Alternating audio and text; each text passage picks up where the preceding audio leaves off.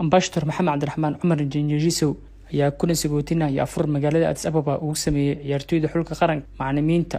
iyo wafdiga hogaaminaysa xulka daa'irta Soomaaliya ee ku wajahan dalka Algeria. Waxaan Ambassador Maxamed Cabdiraxmaan uu door wacan ka ciyaaray soo dhaweynta ciyaartoyda xulka qaranka. sharaftii karaamadii Soomaaliya maanta idinka haya. annagana waan idinku dhiiranaynaa, waan jecelnahay, inaan soo dhaweyno wax walba idin qabana diyaar baan idin lanahay. idinkana waxaan ilaga sugayaa inaad macallimiintiina aad ka dambeysaan waqtigii tababarka la qaadanaya aad balantaan saacadaada waqtiga u timaadaan waqtiga cuntada la cunayo eeg sharci baa jira sportiga wuxuu leeyahay waqtiga qadada ama waqtiga quraacda dhar baan nilsiiyay isku dhar inaad miiska la soo fariisataan quraacda qadada isku dhar la soo fariisataan cashada isku dhar la fariisataan tababarka marka la aado wixii aad ku tababarnaysa inaad qaadataan inaad wax kale ilowdaan maaha sharaf marka xagga tagtaan baa koodii bilaabanaysa. ugu horeyn munaasabadan oo ahayd mid loogu mahad celinayay Ambassador Maxamed Cabdiraxmaan Cumar Injineerisow safaaradda Soomaaliya dalka Ethiopia ayaa waxaa ka hadlay qaar ka mid ah mas'uuliyiinta hogaaminaysa wafdiga xulka. waxaana ugu horeyn warbixin guud ka siiyay xulka qaranka Ambassador Maxamed Cabdiraxmaan Cumar Injineerisow hogaamiyaha xulka qaranka daa'irta Soomaaliya Nuur Maxamed Amiin isagoo sheegay in xulka uu abaal u hayo Ambassador Maxamed Cabdiraxmaan Cumar. idinkana inta aan joogno waxaan naga mudateen ixtiraam waxaan إذا توصينا إسكودوبني هلا إذا كان إله إذا كسر رجال في عنا كسوينا هذا سفير ولا لي سفارة الصومالية بهذا صاروا هذا عند الله هاي كنتن أفرد دولة أفريقيا أيوة حكمنا هاي لبيت ممكن دولة أو تحت ما يكوبك الحمد لله وده كان أولي فردين معول بكفردين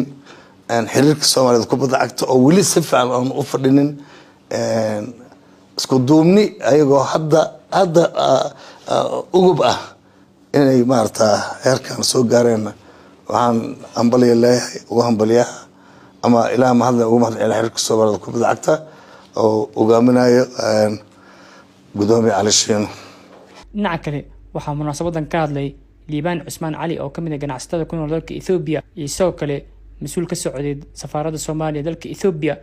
iyagoo sheegay inay ku faraxsan yihiin kaalinta ay ka qaateen soo dhaweynta xulka. waxaan isku keenay waa guushiina 30 milyan oo Soomaaliya maanta qulubtiina ay ku wada jirtaa qof aan aqoon ma jiro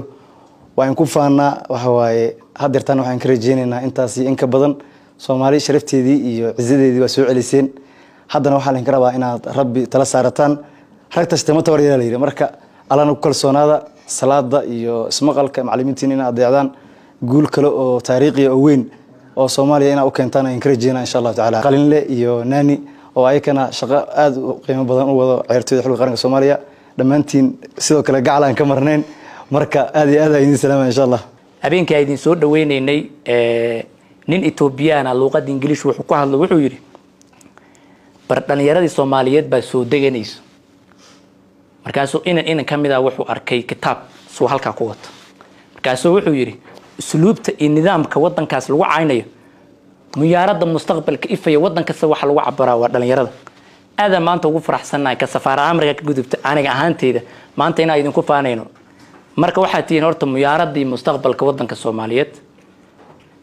intaas waxa idin kugu dhiirigelinayna waxay tahay inaad is dhiirigelisaan dabcigiina iyo dabeecad wanaagiina meel kasta inaad kula dhaqantaan. la taliyaha gudoomiyaha xiriirka Soomaaliya kubadda cagta Mudane Xuseen Abkow iyo sidoo kale Bashiir Salaad Barre Bashiir Dheer oo ka tirsan guddiga fulinta ayaa dardaaran adag siiyay ciyaartoyda xulka qaranka ee ku wajahan dalka Algeria isagoo si guud uga mahad celiyay Ambassador Maxamed Cabdiraxmaan Cumar Injineerisow iyo safaaradda Soomaaliya ee dalka Ethiopia. sharafka oo noo sameeyay Maxamed Cabdiraxmaan Ambassador Maxamed Cabdiraxmaan Injineerisow insha Allah taala waan ogtiin kaalinta oo ka qaatay ta kale isaga laantiisa ciyaartoydan dibadana kama imaan lahayn mustaqbalka kubadda cagta ee hadda ifayaan mustaqbal fiican uga jeednana ma dhici lahayn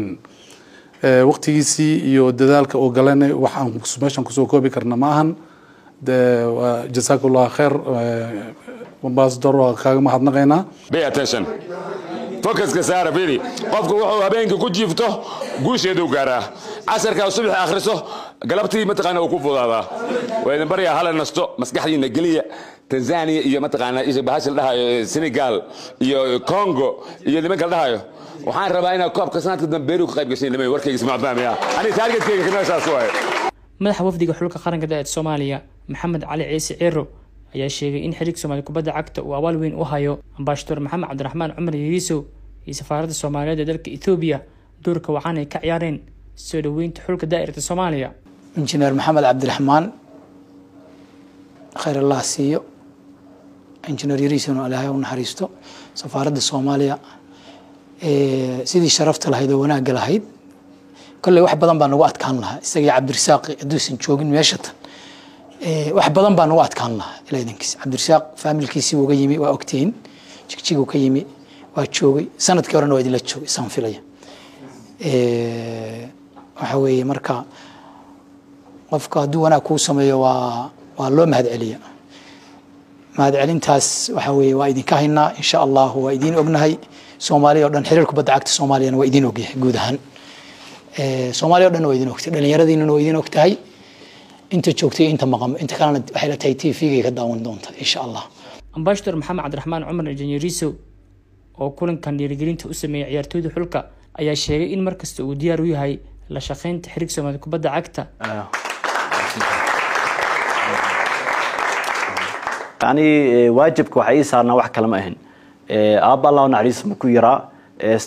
كيدي محل ستاديوم كونس أسبوع على تبارك يسميه شخص قادم جري مكودا دينها ما تأذنكم محل دأداس إن ستاديوم كاس تبارك ست جوكت القانون سين وحواي حسوسنا يسوي آبه مرة كاسنا وحن رجينا إن دمانتين محل مستقبل أو سيد آبه جاري مد محل أساس المدة أما كبدن إن جاري دون دين هدوء الله يدنا runtii waxaa rabaa si gaar ah u mahadnaqa madaxda sare ee Jamhuuriyadda Federaalka Soomaaliya oo go'aamiyeen maxalla in stadiumka ugu qadiimsan ee magaalada in lagu cagdare maxalla Injineer Yariisow Stadium